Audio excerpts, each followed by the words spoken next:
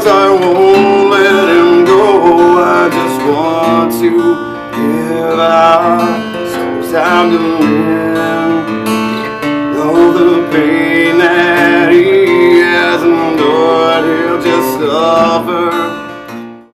Have to get rid of the anger and guilt. And I realized that I was becoming the man who did this to me. And if you don't get rid of your anger, you will become in some way, shape, or form the thing that did that to you. And we transmit our cancer to the people around us, especially the ones we love, because those are the people we have most contact with. Our kids who may grow up with anger, and then they transmit it to their family, that anger. And you got to stop the chain. You got to break the cycle. And I realized at one point that I had to forgive him. That was the last thing I wanted to do.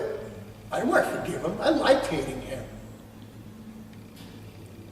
Why would I forgive him? But unless I did, I would never get rid of my anger. And the day I forgave the guy, it was the day that changed my life. Changed my world. But the anger really, it's not a Kevlar jacket. It's not a bubble, and it doesn't protect me. I realized that was really the cancer. That and the guilt is the cancer. And you know what the cancer does. It just tears you apart. And in the end, it just kills you. Are we going to let the anger kill us? What are we going to do about it? How do you get rid of it? And writing this stuff all down, and I'm coming through this process. You know, we're not victims, we're survivors. There are a lot of things that help me cope, but it's really based on the symptom that I'm experiencing more that day. I mean, some days coping means just laying in bed with my eyes closed or sitting on the couch, or because there's just so much sensory stuff coming at me. This is a battle every single day, and you need tools, you need weapons. That's what it is. And I did find a drug, a pharmaceutical, which again, don't love the word, but I found a pharmaceutical and a great doctor who believes less is more. And you know, 2 rules: nothing that's addictive emotionally and physically, and nothing that's mind-altering to the point where it changes who you are in a negative way. At night, the androgenic system in our brain is elevated, and you need something, you need an alpha-1, I think it's an alpha-1 blocker, to stop the brain's production of norepinephrine, of adrenaline.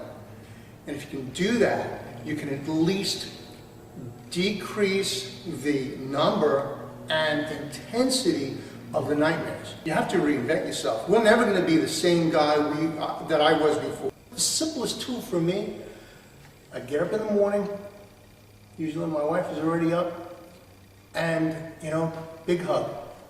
That's my first tool in the morning.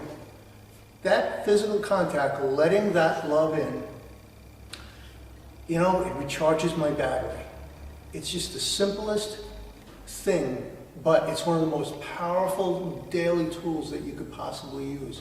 What we're talking about is such deep breathing that it actually brings relaxation to the body. So breathing really deeply in and then holding it, and then a huge exhale, using a diaphragm to push all that air out, and doing that a couple times a day. It makes, and these are not just imaginary changes, these are physiological changes that happen with chemical events that change in your body. And then, you know, of course, just sometimes music, singing. I'll sing to myself, and my wife will be like, "Rob, you must be feeling better, you're singing." I'm like, "No, I'm singing because I don't feel better." And so there's also another tool called guided imagery. And guided imagery is an amazing, amazing thing.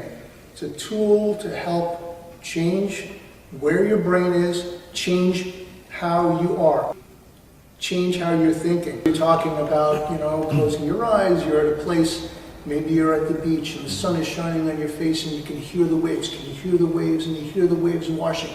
Can you hear the water washing? And you're going through this whole guided imagery where you're walking down to the beach and you feel this, the sand in your toes and the sun on your face, and all of a sudden you're there. It's like a good flashback. It makes no sense to me why my heart has to be so damn numb. All I ask for is just one day without pain, so I can live